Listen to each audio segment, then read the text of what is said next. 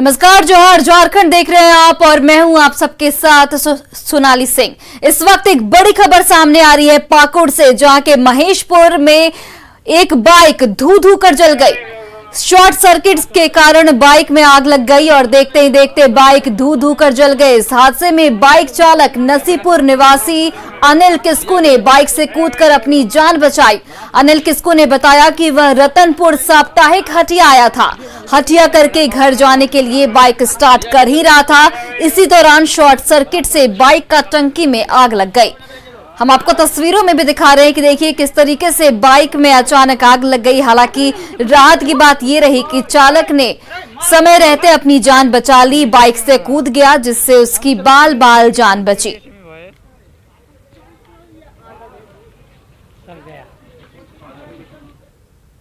खबर बोकारो से है, जहां बेरमो में डीडी माइंस के पास नाले में एक स्कॉर्पियो कार अनियंत्रित होकर पलट गई। इस हादसे में एक शख्स की मौके पर ही मौत हो गई, जबकि गंभीर रूप से घायल एक युवक को प्राथमिक उपचार के बाद रेफर कर दिया गया। हादसे में शिकार लोग धनबाद से बेरमो बारात आए थे। मौके पर लोगों की भारी भीड़ देखी जा रही है, जो नाले से स्कॉर्पियो को निकालने की कोशिश लगातार करते दिख रहे हैं। तो देखिए, हम आपको तस्वीरों के जरिए भी दिखा रहे हैं, डीडी माइंस के पास ये हादसा हुआ, जहां पर स्कॉर्पियो अनियंत्रित स्कॉर्पियो नाले में गिर गई और इस हादसे में एक व्यक्ति की मौत हो गई। वहीं एक शख्स गंभीर रूप से घायल है, जिसका उपचार फिलहाल किया जा रहा है। पेट्रोलिंग में निकले हुए थे, तो उसी में से बाराती पार्टी जो है इधर उधर भटक रहा था, घूम रहा था। तो थाना के पास जैसे हम लोग घूमते हुए आए, तो वहाँ पर वो लोग आया और बोला कि एक स्कॉर्पियो गाड़ी जो है कोई नाला में गिरा हुआ, हम लोग खोज रहे हैं, मिल नहीं रहा है। हाँ, आप लोग थाना वाले हैं, वह आप लोगों को पता होगा। तो फिर हम लोग जो निकले तो वहाँ से निकले तो बस हम लोग को मिला। खबर चतरा से है, जहां पत्थलगढ़ा बीडीओ मोनी कुमारी की गाड़ी ढाब नदी में फंस गई। दरअसल ढाब नदी पर पुल नहीं होने की वजह से ड्राइवर ने गाड़ी को नदी से होकर निकालना चाहा, लेकिन गाड़ी नदी की धार में फंस गई। संयोग से नदी में ज्यादा पानी नहीं था, वरना बड़ी घटना घट सकती थी। बीडीओ योजना के निरीक्षण के लिए नोनगांव पंचायत जा रही थी। रास्ते में यह हादसा हुआ। ड्राइवर ने काफी कोशिश की, लेकिन गाड़ी को बाहर नहीं निकाला जा सका। बीडीओ को पैदल ही नदी पार कर निरीक्षण स्थल तक पहुंचना पड़ा। कुछ देर बाद ग्रामीणों की मदद से, ट्रैक्टर की मदद से गाड़ी को नदी से बाहर निकाला गया।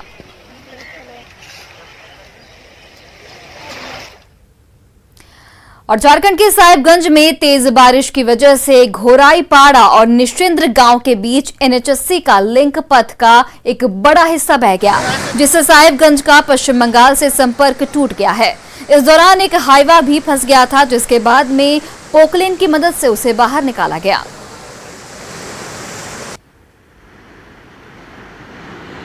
देखिए, हम आपको तस्वीरों के जरिए दिखा रहे, एक्सक्लूसिव तस्वीरें दिखा रहे हैं, जहां पर NH80 का लिंक बह गया साहिबगंज का। इसकी वजह से साहिबगंज का बंगाल से संपर्क टूट गया और दोनों तरफ से वाहनों की लंबी कतार इस वक्त लगी हुई है।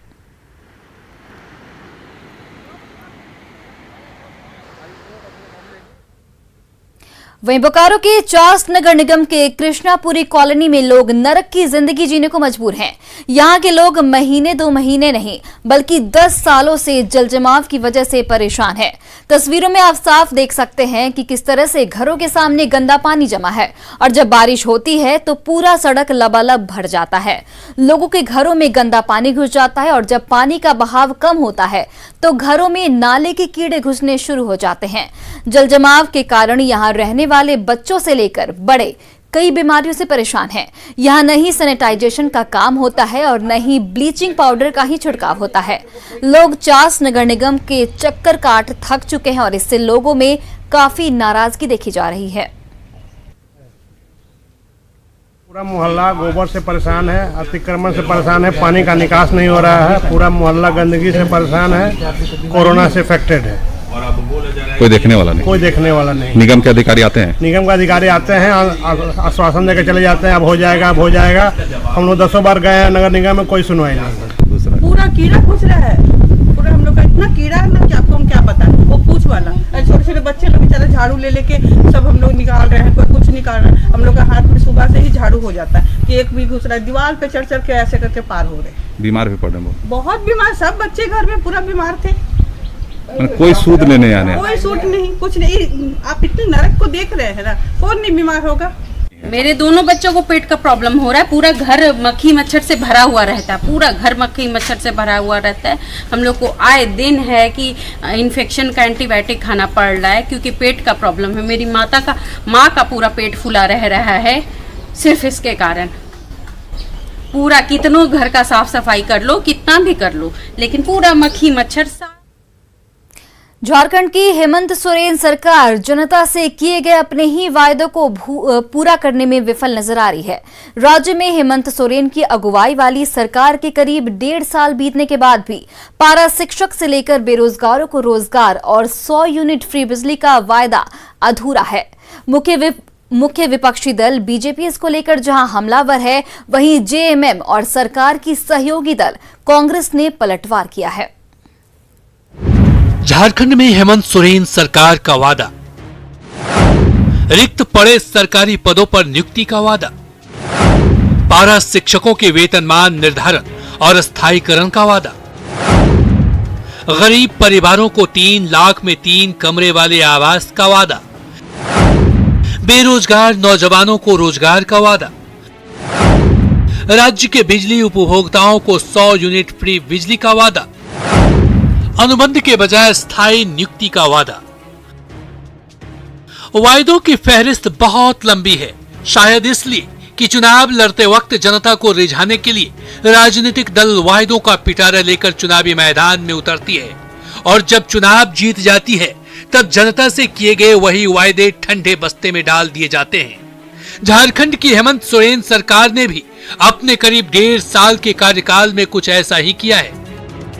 इसे लेकर राज्य की मुख्य विपक्षी पार्टी बीजेपी हेमंत सोरेन सरकार पर हमलावर नजर आ रही है और सरकार पर जनता से किए गए एक भी वायदे को अब तक पूरा नहीं करने का आरोप लगा रही है। और बहुत बड़ी बड़ी घोषणाएं इन लोगों ने किया था, बहुत बड़ी बड़ी, लेकिन आज वर्तमान में जिस स्थिति और परिस्थिति का जो निर्माण हुआ है, जनता काफी परेशान है। ये सच है कि राज्य में हेमंत सोरेन सरकार के गठन के बाद से कोरोना का काल चल रहा है, लेकिन कोरोना का बहाना बनाकर राज्य में विकास की गाड़ी पर ब्रेक नहीं लगाया जा सकता है। नीतिगत मामलों की बात करें तो राज्य सरकार इस दिशा में जरूर कदम बढ़ा सकती थी। झारखंड में बेरोजगार नौजवानों की बड़ी फौज को सरकार के रिक्त पड़े पदों पर नियुक्ति का इंतजार है। कांग्रेस के पास सरकार के बचाव में अपने तर्क हैं। हम समझते हैं कि हमने जो वायदे किए थे उसके लिए हम पूरी तन्मयता से लगे रहे और हमने कोई कसर नहीं छोड़ी हुई थी। आप जानते हैं जब से हमारी सरकार बनी, कोरोना की 2 लहर आई और दोनों लहर पे हमने अच्छे से काम करने का काम किया। कोरोना पर अब हमने काबू पा लिया है। राज्य की हेमंत सोरेन सरकार पर समय के साथ दबाव बढ़ता जा रहा है। एक तरफ सरकार कोरोना की तीसरी लहर को रोकने की कोशिश में जुटी है, तो दूसरी तरफ सूबे की जनता अब मौजूदा सरकार से विकास की उम्मीद लगाए बैठी है। राज्य के पारा शिक्षकों के सब्र का बांध कभी भी टूट सकता है। बेरोजगार नौजवान कभी भी सड़क पर उतर सकते हैं। गरीब परिवार कभी भी पक्के मकान की मांग को लेकर सरकार के खिलाफ हल्ला बोल सकती है। वैसे जेएमएम का मानना है कि जनता ने राज्य की हेमंत सोरेन सरकार को 5 साल के लिए सत्ता सौंपी है और इस समय अवधि के अंदर सरकार अपने हर वायदे को पूरा करेगी। 5 साल का जनादेश है। निश्चित तौर पर 5 सालों में हम सभी विषयों को लेकर आएंगे।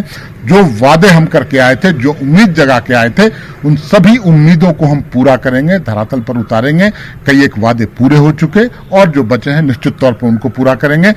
झारखंड राज्य का गठन जिस उम्मीद के साथ हुआ था, वो सपना आज भी अधूरा है।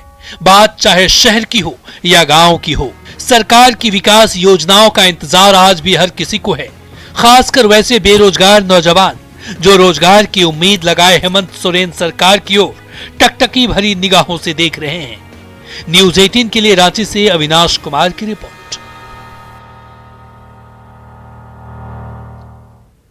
केंद्र में बीजेपी सरकार के दूसरे टर्म के आज 2 साल पूरे हो चुके हैं। इस मौके पर झारखंड के पूर्व मुख्यमंत्री रघुवर दास ने मोदी जी को प्रभावशाली प्रधानमंत्री बताया और कहा कि उन्होंने देश हित में काम किया है और आगे भी करते रहेंगे। उन्होंने कहा कि आज जमशेदपुर में सेवा दिवस कार्यक्रम चलाया जा रहा है। पार्ट 2 मोदी जी के कार्यकाल का 2 वर्ष आज पूरे हो रहे हैं। पूरे 7 वर्ष के कार्यकाल को हम देखें तो आदरणीय मोदी जी के प्रधानमंत्रित्व काल में राष्ट्रवाद मजबूत हुआ, देश की सीमाएं सुरक्षित हुई और जो देश में आज़ादी के बाद से जो गांव गरीब किसान नौजवान जो अंत्योदय विकास की किरण अंतिम व्यक्ति तक पहुंचनी चाहिए वो पहुंचाने का काम है।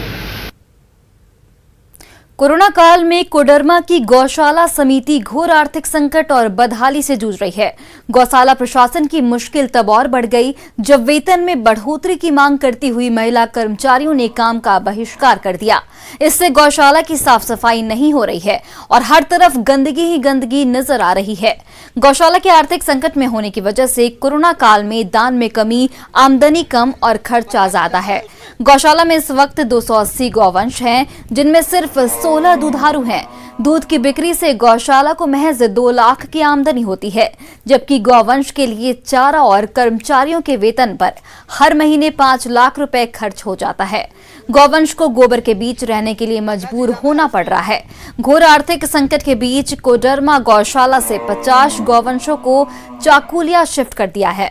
आर्थिक संकट बढ़ने पर कोडरमा सांसद अन्नपूर्णा देवी और कोडरमा विधायक डॉक्टर नीरा यादव ने अपने फंड से गौशाला समिति और 1.5 लाख रुपए का पशु चारा देकर सहयोग दिया, लेकिन ये मदद ऊंट के मुंह में जीरे जैसा है। कट गया है 180 रुपए मिलो 145 में आ गया है। डिप्टी भी ना दे रहा है, बाजार ला आदमी खट रहा है। इसलिए हम लोग क्या मांग है यार 300 हाजिरी मांग है।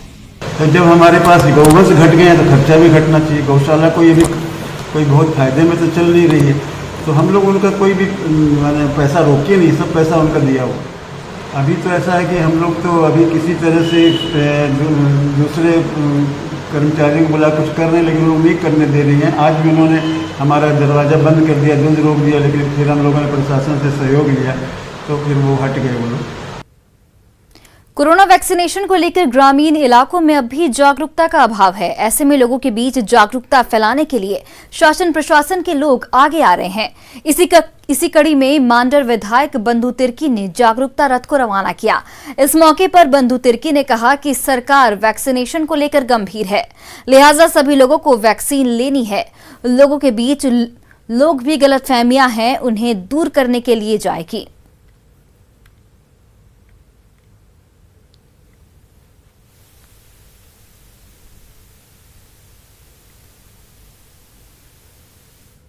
कि वैक्सीनेशन को लेकर के सरकार बहुत गंभीर है और सरकार हर स्तर से प्रयास भी कर रही है। 18 साल से ऊपर तक के जितने भी लोग हैं उसको वैक्सीन लेना है, टीका लेना है। गांव में कई तरह की भ्रांतियां हैं, अफवाहें हैं, इन तमाम चीज़ों को दूर करने के लिए ये आपका जागरूकता रथ का आज यहाँ से शुभारंभ किया जा रहा है। आसानी से उपलब्ध होने वाली चीजों की कदर नहीं होती है। कदर तो उन चीजों की होती है जिसे पाने में मुश्किलों का सामना करना पड़े। ऐसा ही एक मुश्किल काम था हिमाचल के लाहौल स्पीति के काजाखंड के गांव में वैक्सीनेशन कराना, लेकिन वहां वैक्सीनेशन का रेशियो 100% है।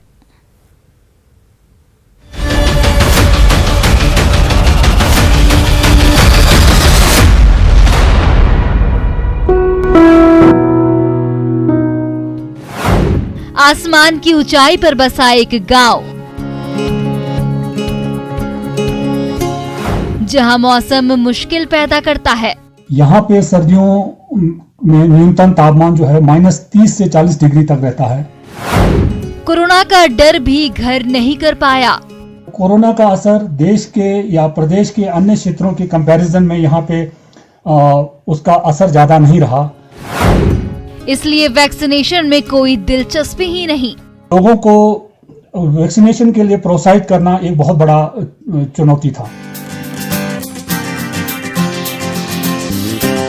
जरा अंदाजा लगाइए उस गांव में या फिर उस पूरे इलाके में वैक्सीनेशन कार्यक्रम का क्या हश्र हुआ होगा। छोड़िए अंदाजा लगाना, चलिए सुन ही लीजिए। 60 वर्ष से ऊपर के जितने भी यहाँ लोग हैं उनको 100% वैक्सीनेशन डबल डोज का वैक्सीनेशन हो गया है। जहां तक 45 से 59 साल के आयु वर्ग के लोगों का मामला है, उनका फर्स्ट राउंड का डोज हो चुका है।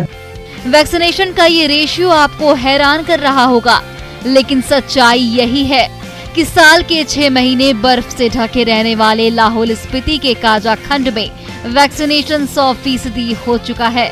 इस पूरे इलाके में मोबाइल का नेटवर्क ढंग से काम तक नहीं करता, फिर भी 60 साल से अधिक के सभी लोगों को वैक्सीन का दोनों डोज दिया जा चुका है।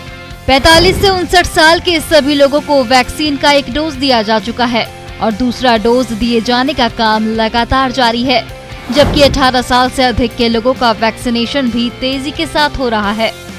आप सोच रहे होंगे कि आखिर कैसे हुआ ये काम, चलिए ये भी जान लेते हैं।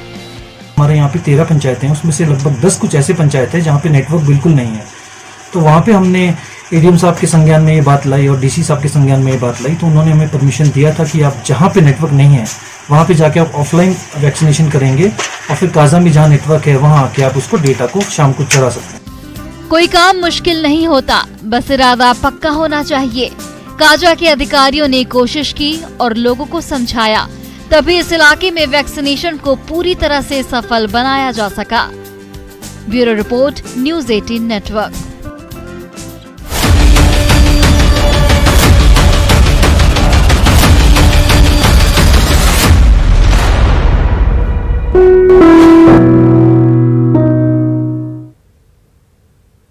और देश में कोरोना केसेस काफी बढ़े हैं, ऐसे में मास्क सबसे बड़ा हथियार है। हम आपसे बार बार अपील करते हैं कि आप मास्क जरूर पहनिए। इसको लेकर न्यूज़ 18 ने एक मुहिम भी शुरू की है, #मास्क पहनो इंडिया। आप खुद से ये प्रण लीजिए कि जब तक ये महामारी है आप मास्क नहीं उतारेंगे। मास्क ठीक से पहनिए, मास्क है मजाक नहीं। और फिलहाल रुकते हैं एक छोटे से ब्रेक के लिए।